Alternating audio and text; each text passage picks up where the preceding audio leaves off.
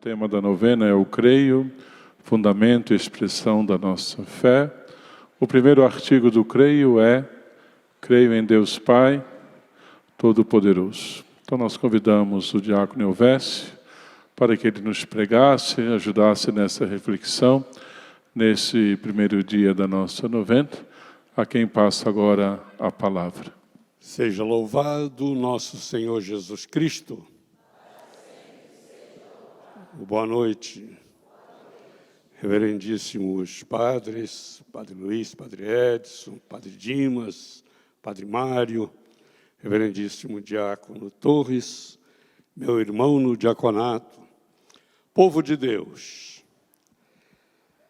Antes de iniciar a pregação, é meu dever agradecer ao nosso pároco a confiança em mim depositada, convidando-me para falar nesta noite de abertura. Que Deus o recompense. Nesta novena, nós iremos estudar um pouco mais sobre a nossa fé.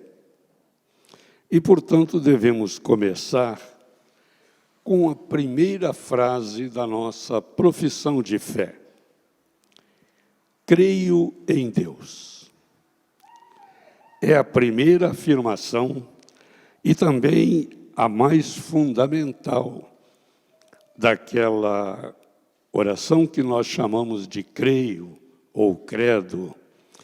Os demais artigos nos fazem conhecer melhor a Deus, tal como ele se revelou progressivamente aos homens, como nos ensina o catecismo da Igreja Católica. Deus revelou-se progressivamente ao seu povo e com diversos nomes. Mas é a revelação do nome divino feita a Moisés naquela teofania da sarça ardente, pouco antes do êxodo e da aliança do Sinai, que ficou sendo a revelação fundamental para a antiga e a nova aliança. Deus diz a Moisés: eu sou aquele que é. Assim dirás aos filhos de Israel: eu sou, me enviou a vós. Esse é o meu nome para sempre, e esta será a minha lembrança de geração em geração. Isso está lá no livro do Êxodo, no capítulo 3.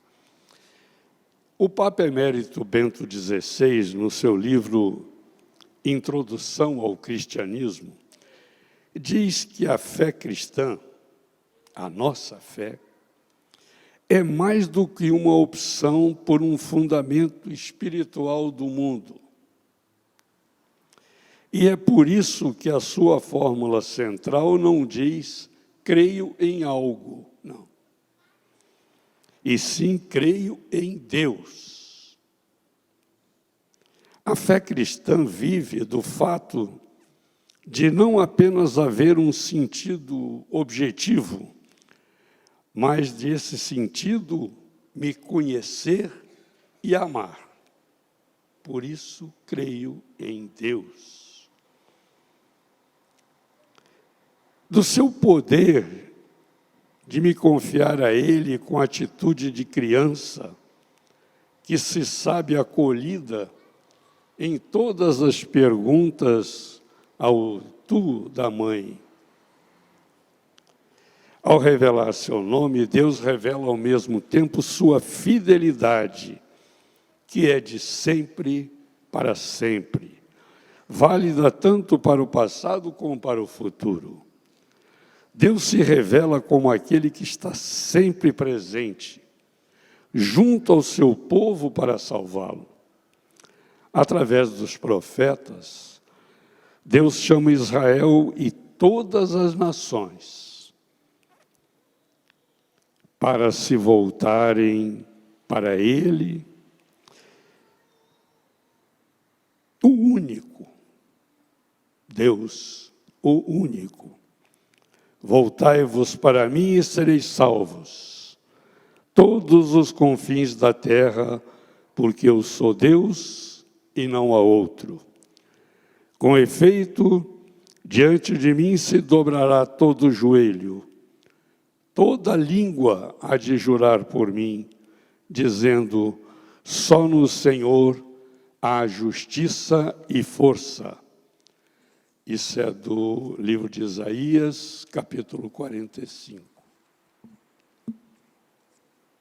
São Cipriano, um dos mais expressivos padres da Igreja, através do Catecismo da Igreja Católica, afirma que crer, nós estamos falando sobre crer. Crer é um ato eclesial. A fé da Igreja precede, gera, sustenta e alimenta a nossa fé. A Igreja é a mãe de todos os crentes e ninguém pode ter a Deus por pai que não tenha a Igreja por mãe. Nós cremos em tudo que está contido na Palavra de Deus, seja escrita ou transmitida, e que a Igreja propõe a crer como divinamente revelada. São Marcos, em seu Evangelho, lá no capítulo 16, no finzinho do Evangelho, lembra que a fé é necessária à salvação, como o próprio Senhor afirma: aquele que crer e for batizado será salvo. Aquele que não crer será condenado. Então, até aqui nós vimos: creio em Deus. E agora nós vamos ver como Deus é Pai. Deus é Pai porque Jesus nos ensinou assim. Ele propôs aos apóstolos que rezassem como ele, numa invocação direta do Filho ao Pai. Demonstrando, nesse caso, uma familiaridade e uma confiança sem fim. Quando nós dizemos que Deus é Pai, nesta última palavra, ou nesta única palavra, Pai, está contida toda a história da nossa redenção. Nós podemos dizer Pai porque o Filho, que era nosso irmão, nos revelou o Pai, porque nós nos tornamos de novo filhos de Deus através da ação de Jesus, sua paixão, morte e ressurreição. São Cirilo de Jerusalém nos diz que, com efeito, Deus, que nos predestinou à adoção de filhos, tornou-nos conformes ao corpo glorioso de Cristo.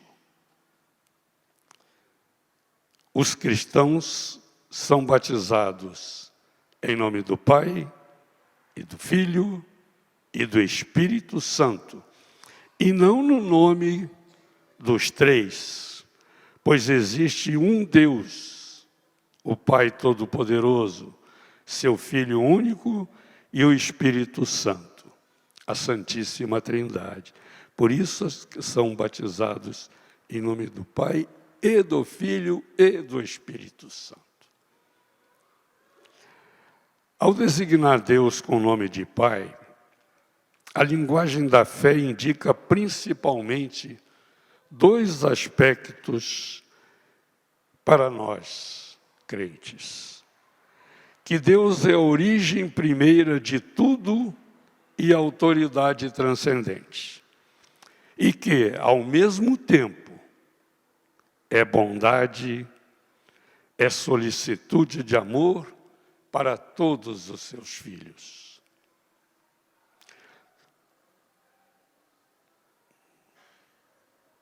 A linguagem da fé inspira-se na experiência humana dos pais, que são, de certo modo, os representantes de Deus para o homem. São os primeiros pais que nós conhecemos quando crianças.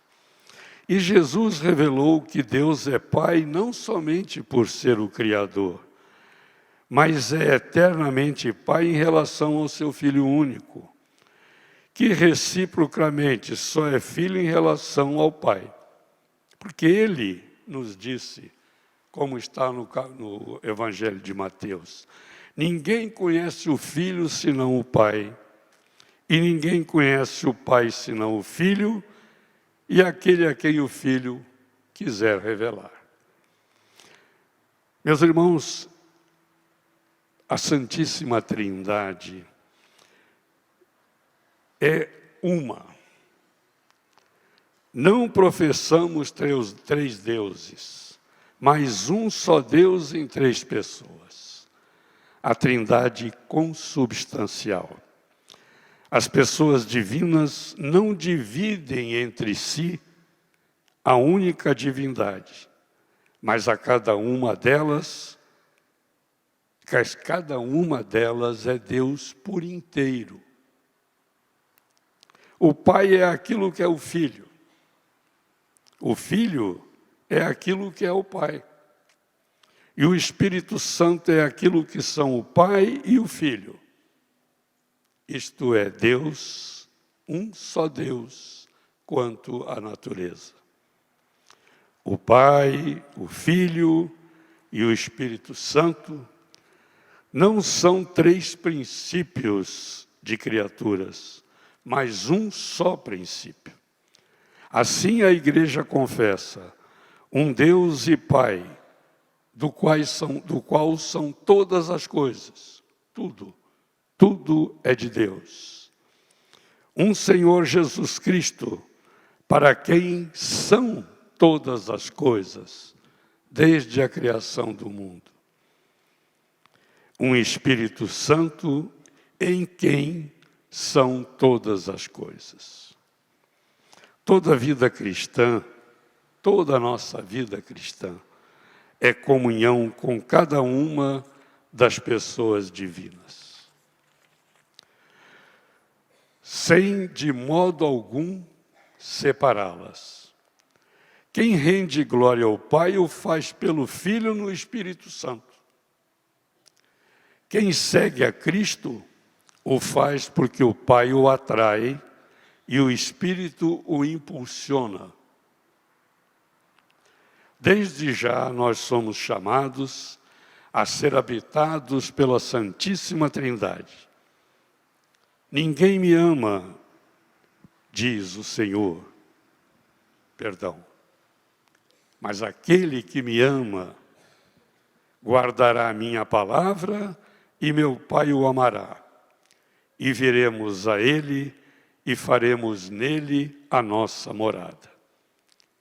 A encarnação do Filho de Deus revela que Deus é o Pai eterno e que o Filho é consubstancial ao Pai, isto é, que Ele é no Pai e com o Pai o mesmo Deus único. A origem eterna do Espírito Santo revela-se na sua missão temporal. O Espírito Santo é enviado aos apóstolos e à Igreja, tanto pelo Pai, em nome do Filho, quanto pelo Filho em pessoa, depois que este tiver voltado para junto do Pai. O envio da pessoa do Espírito, após a glorificação de Jesus, revela em plenitude para nós o mistério da Santíssima Trindade.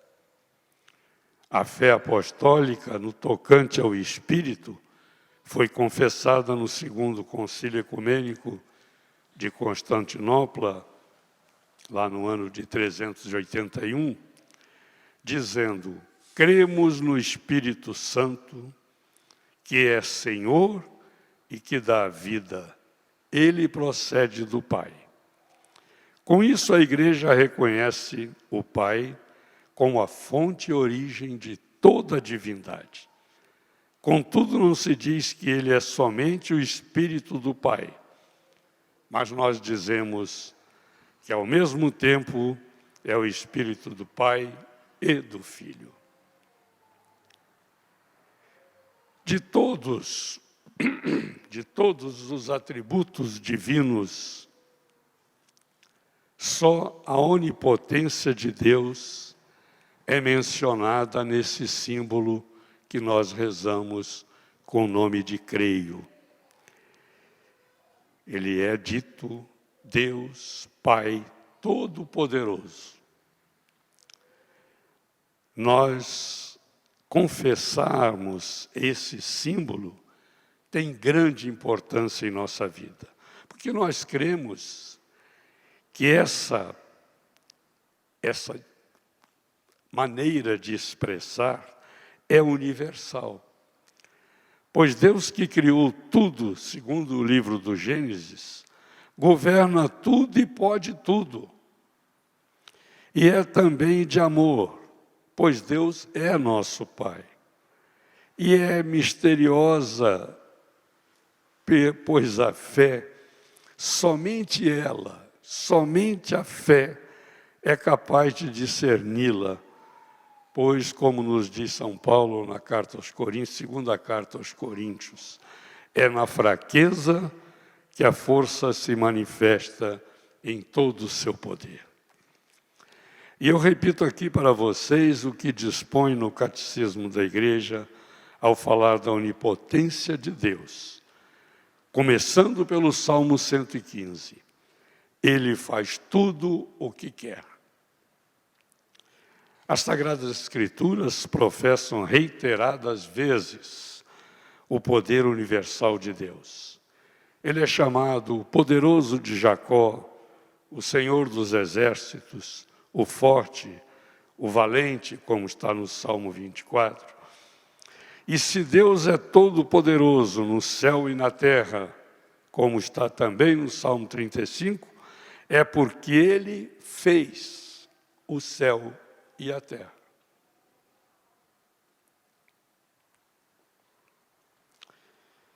Nada, por isso, lhe é impossível. E Ele dispõe a vontade da sua obra. Ele é o Senhor do universo, cuja ordem estabeleceu, ordem essa que lhe permanece inteiramente submissa e indivisível. Ele é o Senhor da história, Ele governa os corações e os acontecimentos à vontade. No livro da Sabedoria, no capítulo 11, nós lemos: Teu grande poder está sempre a teu serviço, e quem pode resistir à força do teu braço? Deus é o Pai Todo-Poderoso. Sua paternidade e seu poder nos iluminam mutuamente. Ele mostra a sua onipotência paternal como cuida das nossas necessidades. Pela adoção filial que nos outorga, Ele finalmente, pela sua misericórdia infinita, nos mostra seu poder no mais alto grau, perdoando os nossos pecados.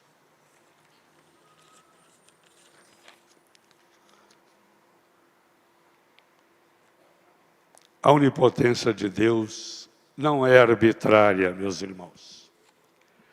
Em Deus o poder é a essência, a vontade e a inteligência. A sabedoria e a justiça são uma só e a mesma coisa, de sorte que nada pode estar no poder divino que não possa estar na vontade justa de Deus ou na sua sábia inteligência. Somente a fé pode aderir aos caminhos misteriosos da onipotência de Deus. Esta fé gloria-se das suas fraquezas, como eu falei há pouco, citando São Paulo na segunda carta aos Coríntios. Gloria-se das suas fraquezas, a fim de atrair sobre si o poder de Cristo. Desta fé, desta nossa fé, a Virgem Maria é o modelo supremo. Ela que acreditou que nada é impossível a Deus e que pôde engrandecer o Senhor, como está lá no Evangelho de Lucas, no capítulo 1, versículo 49. O Todo-Poderoso fez grandes coisas em meu favor, seu nome é santo. Por isso, nada mais adequado para consolidar a nossa fé e a nossa esperança do que a convicção profunda, gravada nas nossas almas, de que nada é impossível a Deus. Pois tudo o que a oração do credo irá nos propor durante esta novena, as maiores coisas, as mais incompreensíveis, bem como as que mais ultrapassam as leis da natureza, desde que a nossa razão tenha pelo menos uma ideia da onipotência divina, nós iremos admitir facilmente e sem qualquer hesitação: Deus é todo-poderoso. Se não cremos que o amor de Deus é todo-poderoso, como nós podemos crer que o Pai pôde nos criar? Que o Filho pôde nos remir? E que o Espírito Santo pode nos santificar? Glória ao Pai, ao Filho e ao Espírito Santo.